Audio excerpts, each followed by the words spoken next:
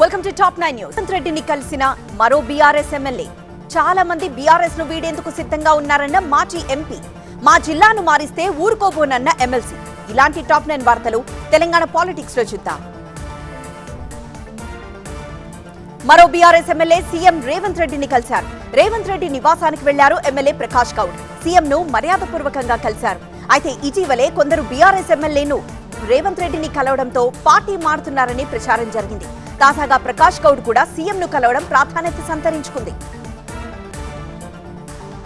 మాజీ ఎంపీ మధుయాష్కి గౌడ్ కీలక వ్యాఖ్యలు చేశారు. బీఆర్ఎస్ ను వీడేందుకు చాలా మంది సిద్ధంగా ఉన్నారని కామెంట్ చేశారు. కానీ తామే పార్టీలోకి తీసుకోవడం లేదన్నారు. కాంగ్రెస్ ప్రభుత్వ సుస్థిరతకొచ్చిన ఢోకా ఏమీ లేదన్నారు మధుయాష్కి. పార్లమెంట్ ఎన్నికల వరకు పీసీసీ మార్పు ఉండదన్నారు. కేసీఆర్ కుటుంబాన్ని వదిలే ప్రసక్తే లేదని, కేసీఆర్ ఫామ్ హౌస్ పై దాడి చేస్తే 100 కోట్లు బయటకు వస్తాయన్నారు మధుయాష్కి. గ్రామాల అభివృద్ధికి ప్రత్యేక ప్రణాళికతో ముందుకు వెళ్తున్నామని తెలిపారు మంత్రి పొన్నం ప్రభాకర్. కరీంనగర్ జిల్లా చిగురుమామిడి మండలం సీతారాంపూర్లో నూతన గ్రామ పంచాయతీ భవనాన్ని ప్రారంభించారు. 5 కోట్ల వ్యయంతో నిర్మిస్తున్న రహదారి పనులకు పొన్నం శంకుస్థాపన చేశారు. అసెంబ్లీ ఎన్నికల్లో బీఆర్ఎస్ ఓటమి కేవలం స్పీడ్ బ్రేకర్ మాత్రమే అన్నారు ఆ పార్టీ వర్కింగ్ ప్రెసిడెంట్ కేటీఆర్. త్వరలో టాప్ కేర్ వేస్తామన్నారు. కాంగ్రెస్ 420 మోసపూరిత హామీలతో అధికారంలోకి వచ్చిందని విమర్శించారు. 6 గ్యారంటీల్లో కనీసం ఒక్కటైనా సరిగ్గా నెరవేర్చలేదని మండిపడ్డారు కేటీఆర్. ఇవాల్టి వరకు రైతు బంధు ఇవ్వలేదని, 2 లక్షల రూపాయల రుణమాఫీ కాలేదని అన్నారు. కాంగ్రెస్ ప్రభుత్వం అసలు స్వరూపం 6 నెలల్లోపే తేలిపోతుందన్నారు మాజీ మంత్రి హరీష్ రావు. ప్రజలకు ఆ పార్టీ ఇచ్చిన వాగ్దానాలేవీ అమలు కావడం లేదన్నారు. ప్రజలు స్థానిక సంస్థల ఎన్నికల్లో మళ్లీ బీఆర్ఎస్ నే గెలిపిస్తారని ధీమా వ్యక్తం చేశారు. 24 గంటల కరెంట్ ఎక్కడా అమలు కావడం లేదని ఆరోపించారు. గ్రామ సర్పంచ్ల ఆత్మహత్యలకు బీఆర్ఎస్ పార్టీ కారణమని ఆరోపించారు మంత్రి సీతక్క. ఆ పార్టీ రాష్ట్రాన్ని 10 ఏళ్ల పాటు లూటీ చేసిందని ధ్వజమెత్తారు. రాష్ట్రాన్ని అప్పుల కుప్పగా మార్చారని విమర్శించారు. ప్రగతి భవన్ లో కేటీఆర్ పెంచుకునే కుక్కలకు 12 లక్షలతో ఇళ్లు కట్టారు. కానీ రాష్ట్రంలో పేదలకు మాత్రం ఒక్క ఇల్లు ఇవ్వలేదని ఆరోపించారు. తెలంగాణ రాష్ట్ర సాధన కోసం బీఆర్ఎస్ పార్టీ అధినేత కేసీఆర్ చేసిన ఉద్యమాలు అందరికీ స్ఫూర్తిదాయకమన్నారు ఆ పార్టీ ఎమ్మెల్సీ కవిత. కేసీఆర్ ని ఆదర్శంగా తీసుకుని ఓబీసీ హక్కుల కోసం మధ్యప్రదేశ్ లో పోరాటాన్ని మొదలుపెట్టడం పట్ల హర్షం వ్యక్తం చేశారు. దామాషా ప్రకారం రిజర్వేషన్లు ఉండాలని అభిప్రాయపడ్డారు. బీసీ కులగణన చేపట్టాలని, చట్టసభల్లో మహిళా రిజర్వేషన్లలో ఓబీసీ మహిళలకు కోటా కల్పించాలని డిమాండ్ చేశారు. మహిళా రిజర్వేషన్ చట్టం పోస్ట్ డేటెడ్ చెక్ వంటిదని విమర్శించారు కవిత.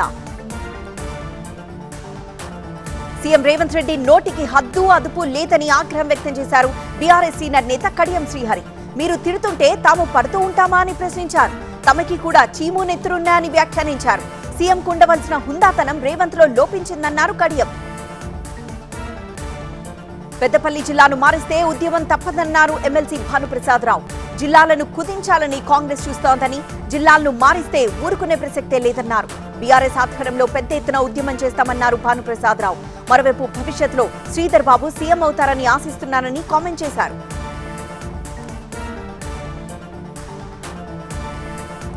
వైసీపీ టికెట్లు ఇవ్వని వారిలో ఆ 2 సామాజిక వర్గాలే ఎక్కువ అంటున్న చంద్రబాబు. టీడీపీ అధ్యక్షుడు పోటీ చేసినా గెలుపు నాదే అంటున్న కేశినేని నాని. కృష్ణపట్నం పోటీపై మాటల యుద్ధం. ఇలాంటి టాప్ 9 వార్తలు ఆంధ్ర పాలిటిక్స్ లో చూద్దాం. వైసీపీ టికెట్లు ఇవ్వని వారిలో బీసీ, ఎస్సీలే ఎక్కువ ఉన్నారన్నారు చంద్రబాబు. ఉద్యోగుల మాదిరిగా అభ్యర్థులను బదిలీ చేస్తున్నారని సెటార్లు వేశారు. రాయలసీమలను రతనాల సీమ చేసే బాధ్యత తనదే అన్నారు చంద్రబాబు. వచ్చేది టీడీపీ, జనసేన ప్రభుత్వమే అని ధీమా వ్యక్తం చేశారు. కర్నూలు జిల్లా పత్తికొండలో జరిగిన బహిరంగ సభలో చంద్రబాబు ప్రసంగించారు. చంద్రబాబుది వెన్నుపోటు చరిత్ర అన్నారు డిప్యూటీ సీఎం నారాయణస్వామి. పని చేస్తే ఓటేయాలని అడిగే ధైర్యం జగన్ సొంతమన్నారు. ప్రభుత్వాన్ని కూల్చాలని షర్మిల సహా అంతా చూస్తున్నారని కామెంట్ చేశారు నారాయణస్వామి. విశాఖపట్నంలో నిర్వహించిన వైఎస్ఆర్సీపీ ఎన్నికల సంఘారావం మొదటి సభ సూపర్ సక్సెస్ అంటూ వైసీపీ శ్రేణులు సంబరాలు చేసుకుంటున్నారు. అయితే ఉత్తరాంధ్రలో సభ పెట్టి ఉత్తరాంధ్రకు ఏం చేశారో చెప్పలేకపోయారంటూ టీడీపీ, జనసేన విమర్శలు చేస్తున్నాయి. ప్రభుత్వ సొమ్ముతో అధికార దుర్వినియోగానికి పాల్పడి సభ నిర్వహించారంటూ ప్రతిపక్షాలు చెబుతున్నారు. పీలేరు సభలో చంద్రబాబు తనపై చేసిన విమర్శలకు మంత్రి పెద్దిరెడ్డి రామచంద్రారెడ్డి కౌంటర్ ఇచ్చారు. తనను పాపాలరెడ్డి అంటున్నారని, తానేమైనా మామకు వెన్నుపోటు పొడిచి సీఎం అయ్యానా అంటూ పొంగనూరు సభలో ప్రశ్నించారు. కుట్ర, మోసమంటేనే చంద్రబాబు అని పెద్దిరెడ్డి మండిపడ్డారు. చంద్రబాబు అధికారంలోకి రారని, కనీసం కుప్పంలో కూడా గెలవలేరని తేల్చి చెప్పారు. భీమిలిలో వైసీపీ భారీ స్థాయిలో నిర్వహించిన సిద్ధం సభపై సెటార్లు వేశారు టీడీపీ నాయకుడు గంటా శ్రీనివాస్. వేదికపై సీఎం జగన్ అన్ని అబద్దాలు, కల్లబొల్లి కబుర్లే చెప్పారంటూ విమర్శించారు. మేనిఫెస్టోతో పాటు పాదయాత్రలో ఇచ్చిన హామీల్లో కేవలం 15% మాత్రమే నెరవేర్చారని ఆరోపించారు గంటా. నెల్లూరు కృష్ణపట్నం పోర్టు కేంద్రంగా సోమిరెడ్డి వర్సెస్ కాకాణి గోవర్ధన్ రెడ్డి మధ్య మాటల యుద్ధం నడుస్తోంది.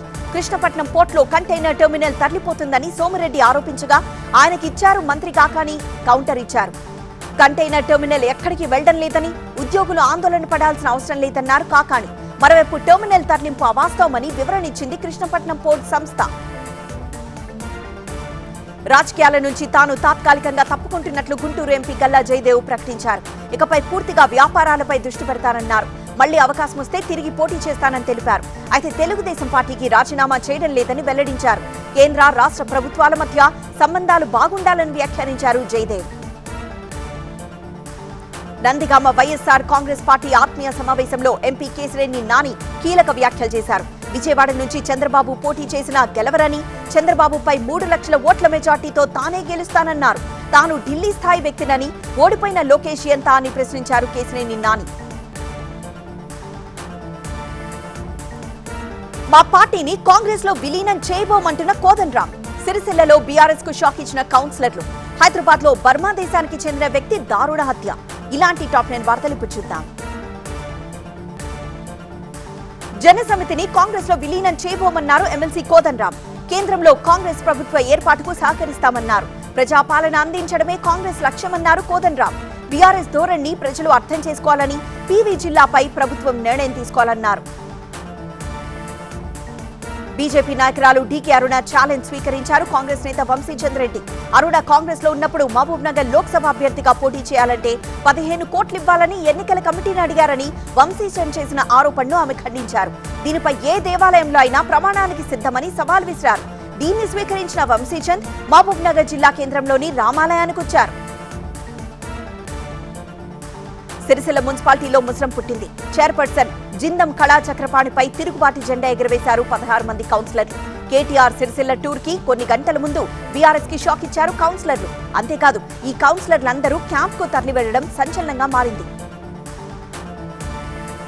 సూర్యాపేట మున్సిపాలిటీలో అవిశ్వాసం వీగిపోవడంపై కౌన్సిలర్లు ఆందోళనకు దిగారు.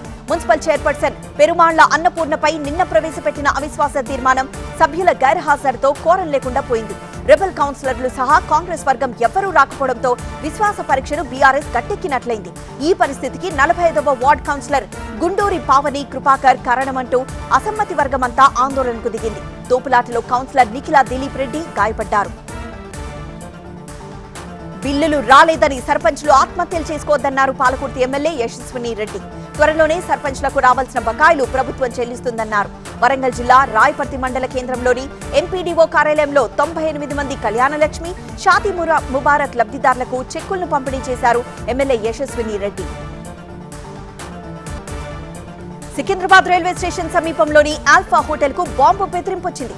హోటల్లో బాంబు పెట్టామని ఓ అగంతకుడు డయల్ 100 ఫోన్ నంబర్ కి ఫోన్ చేసి చెప్పడంతో పోలీసులు అప్రమత్తమయ్యారు. వెంటనే ఆల్ఫా హోటల్ ను మూసివేశారు. బాంబ్ స్క్వాడ్ ఆల్ఫా హోటల్లో అణువణువు తనిఖీ చేసి ఫేక్ కాల్ గా నిర్ధారించింది. వరుస సెలవులతో మేడారానికి పోటెత్తారు భక్తులు. సమ్మక్క సారక్కకు మొక్కులు తీర్చుకుంటున్నారు. నిన్నొక్కరోజే దాదాపు 2 లక్షల మంది భక్తులు తరలివచ్చారు. దీంతో భక్తులకు ఎలాంటి ఇబ్బందులు కలగకుండా అన్ని ఏర్పాట్లు చేశారు అధికారులు. తలసేమియాతో బాధపడుతున్న వారి కోసం హైదరాబాద్ నాచారంలో రక్తదాన శిబిరం నిర్వహించింది healthy life my birth right సంస్థ. ఒక్కరోజు రికార్డు స్థాయిలో 500 యూనిట్ల రక్తం సేకరించారు. దేశవ్యాప్తంగా తమ సంస్థ కార్యకలాపాలు కొనసాగుతున్నాయని నిర్వాహకులు తెలిపారు. రక్తదానం ప్రతి ఒక్కరూ తమ విధిగా భావించాలని, తలసేమియా బాధితులకు అండగా నిలవాలని కోరారు. 9వసారి సీఎంగా ప్రమాణం చేసిన నితీష్ ఈ ఏడాది జేడీయూ అంతం ఖాయమంటున్న తేజస్వి యాదవ్. 2 రోజుల విరామం తర్వాత మళ్లీ మొదలైన రాహుల్ న్యాయ్ యాత్ర. కర్ణాటకలోని మాండ్యాలో మరో వివాదం. ఇలాంటి టాప్ 9 వార్తలు నేషనల్ న్యూస్ లో చూద్దాం. బీహార్లో కొత్త ప్రభుత్వం కొలువుదీరింది. 9వసారి సీఎంగా నితీష్ కుమార్ ప్రమాణ స్వీకారం చేశారు. నితీష్ తో ప్రమాణం చేయించారు గవర్నర్ రాజేంద్ర ఆర్లేకర్. బీజేపీ జాతీయ అధ్యక్షుడు నడ్డా ఈ కార్యక్రమానికి హాజరయ్యారు. నితీష్ తో పాటు మంత్రులుగా 8 మంది ప్రమాణం చేశారు. బీజేపీ నుంచి 2 డిప్యూటీ సీఎం పదవులు దక్కాయి. జేడీయూ నుంచి 3, బీజేపీ నుంచి 3 మంత్రులుగా ప్రమాణం చేశారు. నితీష్ కుమార్ పై మండిపడ్డారు ఆర్జేడీ నేత తేజస్వి యాదవ్. ఇప్పటి వరకు ఓ అసమర్థ సీఎంతో పనిచేయించామన్నారు. ఆట ఇంకా ముగిలేదని, ఇప్పుడే ప్రారంభమైందన్నారు. 2024లో జేడీయూ అంతమవుతుందని జోస్యం చెప్పారు తేజస్వి యాదవ్. నితీష్ తీరుపై తీవ్ర స్థాయిలో విరుచుకుపడ్డారు మజ్లీస్ ఎంపీ ఓవైసీ. తనను ఇన్నాళ్లు బీజేపీ బీ టీం అని విమర్శించిన నితీష్ ఇప్పుడు సమాధానం చెప్పాలన్నారు. బీహార్ ప్రజలను మోసం చేసినందుకు ప్రధాని మోదీ, నితీష్, తేజస్వి యాదవ్ క్షమాపణలు చెప్పాలని డిమాండ్ చేశారు. ఇండియా కూటమిపై జేపీ నడ్డా కీలక వ్యాఖ్యలు చేశారు. ఇండియా కూటమి పని ఖతమైందన్నారు. కూటమి ఏర్పడక ముందే కుప్పకూలిందన్నారు నడ్డా. ఆస్తులు కాపాడుకోవడానికే కూటమి పెట్టారని ఆరోపించారు. భారత్ జోడో యాత్ర విఫలమైందని, రాహుల్ గాంధీ అన్యాయ యాత్ర అని సెటార్ వేశారు నడ్డా. సుప్రీంకోర్టులో డిజిటలైజేషన్ కోసం కేంద్రం భారీగా నిధులు కేటాయించినట్లు తెలిపారు మోదీ. సుప్రీంకోర్టు భవనం ఆధునీకరణకు 700 కోట్ల రూపాయల నిధులు విడుదల చేసినట్లు తెలిపారు. దేశవ్యాప్తంగా కోర్టుల ఆధునీకరణకు తమ ప్రభుత్వం కట్టుబడి ఉందన్నారు మోదీ. సుప్రీంకోర్టు డైమండ్ జూబ్లీ వేడుకలకు ముఖ్య అతిథిగా హాజరయ్యారు ప్రధాని మోదీ. దేశంలో సత్వర న్యాయం అందేందుకు సుప్రీంకోర్టు ఎన్నో కీలక తీర్పులనిచ్చిందని మోదీ ప్రశంసించారు. రాహుల్ గాంధీ న్యాయ యాత్ర బెంగాల్లో కొనసాగుతోంది. 2 రోజుల బ్రేక్ తర్వాత ఇవాళ మళ్లీ యాత్రలో పాల్గొన్నారు రాహుల్. సిలిగిరి ప్రాంతంలో భారీగా కాంగ్రెస్ కార్యకర్తలు తరలివచ్చారు. ఈ నెలాఖరు వరకు పశ్చిమ బెంగాల్లోనే రాహుల్ యాత్ర కొనసాగుతుంది. హర్యానా అసెంబ్లీ ఎన్నికల్లో ఆమ్ ఆద్మీ పార్టీ ఒంటరిగా పోటీ చేస్తుందని ప్రకటించారు ఆ పార్టీ అధినేత కేజ్రీవాల్. మొత్తం 90 సీట్లలో పోటీ చేస్తామన్నారు. లోక్సభ ఎన్నికల్లో ఇండియా కూటమితో కలిసి పోటీ చేస్తామన్నారు కేజ్రీవాల్. హర్యానా ప్రజలు ఇప్పుడు ఆప్ వైపే చూస్తున్నారని, ఇక్కడి ప్రజలు మార్పు కోరుకుంటున్నారని జింద్లో జరిగిన బహిరంగ సభలో ప్రసంగించారు కేజ్రీవాల్. పశ్చిమ బెంగాల్లో టీఎంసీ నేతలు, కార్యకర్తలు రోడ్డెక్కారు. జాతీయ ఉపాధి హామీ పథకం నిధుల విడుదలలో కేంద్రం వివక్ష చూపుతోందని మండిపడుతున్నారు. జాతీయ health machine, PM gram Sadak Yojana నిధుల విషయంలో కూడా వివక్ష చూపుతున్నారని ఆరోపిస్తున్నారు. వెంటనే బెంగాల్కి కేంద్రం నుంచి రావాల్సిన నిధులను విడుదల చేయాలని డిమాండ్ చేస్తోంది టీఎంసీ.